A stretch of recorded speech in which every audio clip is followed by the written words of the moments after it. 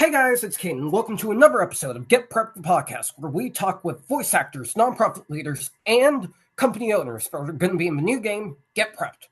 Our next guest is someone who you might know from several different forms of media, 2023 Voice Actor of the Year for Video Games Award winner, someone you know from Warhammer, Game of Thrones, and several other forms of media.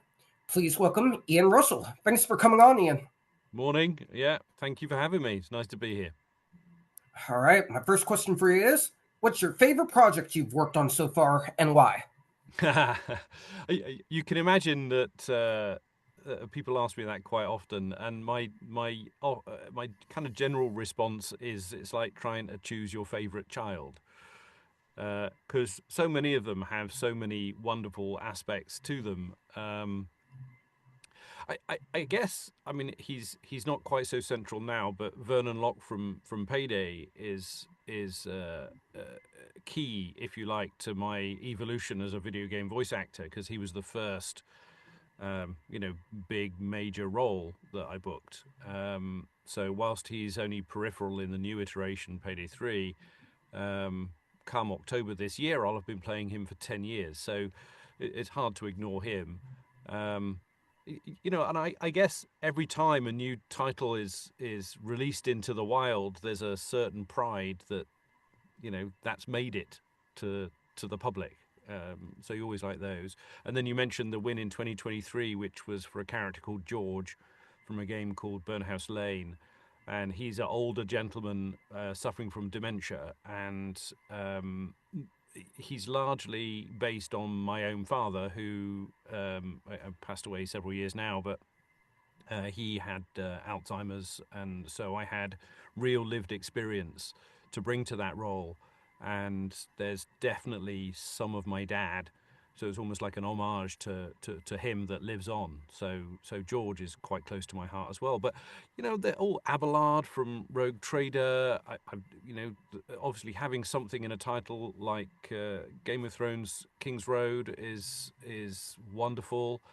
I'm Chef Brot in the new linked Banner of the Spark, which has just been announced. It's and you're always on to the next one. I've been recording last week for another major title that I can't talk about, but that's going to be cool when that comes out too. Yeah, all of that sounds cool. And 10 years on a character is impressive. Congratulations. Yeah, it will become October. Yeah, Locke will have been in my life for a decade. Yeah, that's impressive. My next question for you is, what drew you to the world of voice acting? A complete accident, really. I can't say that it was a career goal or an aspiration or anything like that. I mean, as a young man, I had worked as a community actor, as an amateur actor, and that was my main hobby when I was very young. But my wife bought me a gift, a Christmas gift, a one-day introduction to voice acting in 2011. We figured it out, it was. And she did that because when I read bedtime stories to the kids and we were messing around by the dinner table, I would do all the silly voices like, many other people do. And she was like, get out of the house and do something fun with that. And again, there was still no intention of it becoming a career. I was working for a bank. And then, the banks all had a bit of a problem in the mid 2000s. And in the end, I volunteered as one of the tributes to say, I'll go, let me go. And I had to do something else. So I decided to give voice acting a go. And here we are. Yeah, I don't know, 11, 12 years since. And, now it's my full-time, has been my full-time occupation for a decade. And it's surreal, is what it is.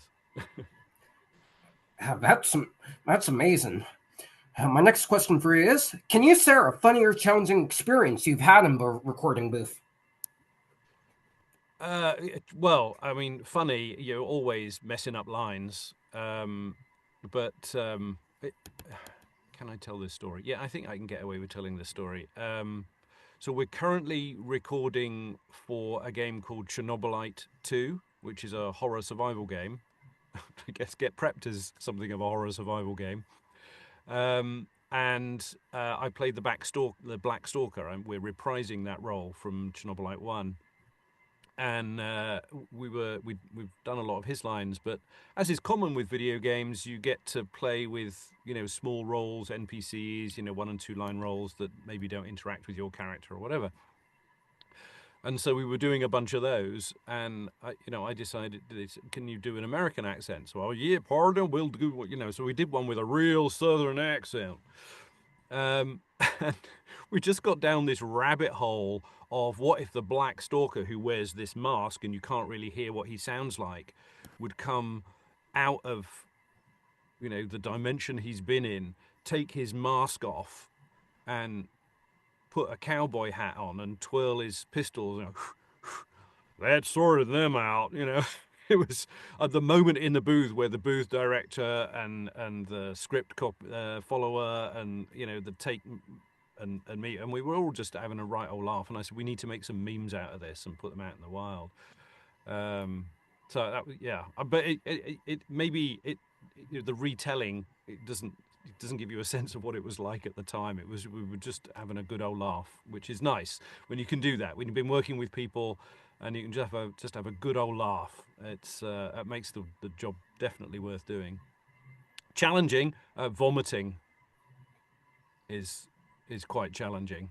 Of course, you don't want to vomit for real, but we have this gag reflex. So when you start making vomiting sounds, there's a danger that your body responses take over.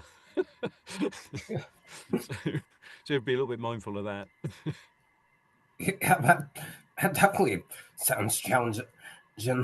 My next question for you is, if you could lend your voice to any animated character, past or present, who would it be? Oh my gosh, anyone. I don't know, I've really thought about that, but there are certain actors that over the years I've seen at work and have an enormous amount of respect for. One of them is Alan Rickman.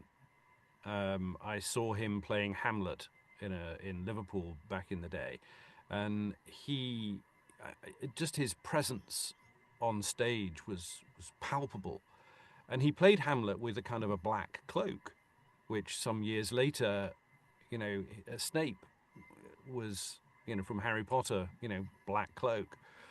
And I heard Jason Isaac talking about him the other day, about how no one could play a villain as well as Snape, as well as Alan Rickman played Snape. So if I could have, I wouldn't say there's a role that I would like to play that, it's kind of like a defining performance. But what I would say is if I could somehow find a way to be half as good as Alan Rickman was at portraying character, I would die happy. He's just, for me, one of the iconic actors of our time. I absolutely agree. They're actually remaking the Harry Potter franchise, I believe. Do you think the actor in that will do as good as Alan Rickman did? Well, I'm horribly biased, so with all due deference to the person who's going to be playing Snape, I think he's got a horribly hard act to follow. Yeah, absolutely. They'll have to make it different. He'll have to be different, because otherwise everyone will just go, oh, he's doing it like Alan Rickman, but not as good. So I feel like when faced with that kind of iconic performance, you have to approach it from an entirely different angle. I absolutely agree. See it in like sort of the Batman franchise, and Heath Ledger's Joker is so iconic. So I think when Mark Hamill came to it with the animated series and the video games, you had to come at it from a different angle, so that you then effectively playing a different character that happens to have the same name, and you're able to bring something of yourself to it.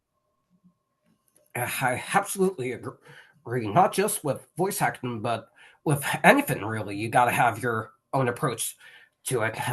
Anyways, that's going to do it for this episode, guys. Thank you so much, Steven, for coming on today and talking with me. If you guys want to see more amazing interviews with the people involved in Get Prepped, be sure to like, comment, and subscribe. Thank you guys so much for watching, and we'll see you in the next one.